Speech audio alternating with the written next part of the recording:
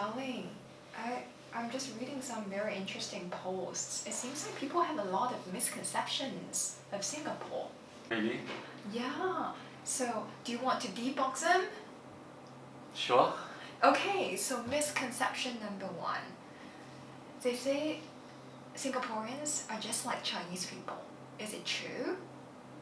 Well, it's only partly true because first off, Chinese people are only one of the four major races in Singapore. So besides Chinese people, even though we make up, I think 70% of the population, there's still a sizable amount of Malays and Indians, and they are not Chinese. And furthermore, I think Chinese people in Singapore have developed their own subculture in a way that is combining certain elements of maybe Malay culture and also the British influence during the colonial period. So we're not necessarily Chinese, even though there's some similarities. Yeah. And also, how many of you guys can speak Mandarin fluently?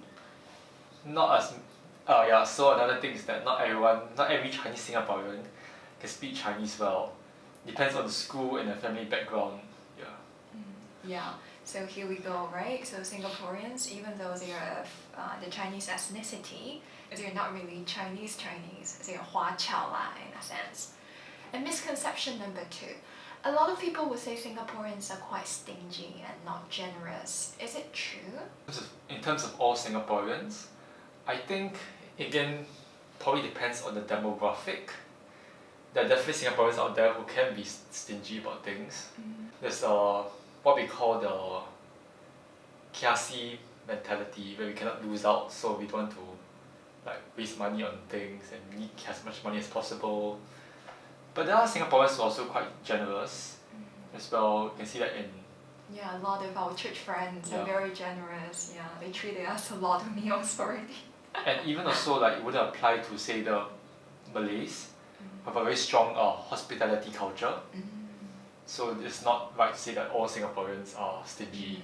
Although the ones who are stingy go to the extreme mile for it, I guess, if you want to put it that way. Yeah. This sets a bad name for everyone else. Right, yeah. So when it comes to the dating scene, I'm sure like people are very interested. Like, so will Singaporean boys do, like treat a meal, or Singaporean boys tend to go Dutch with the girls they are on date?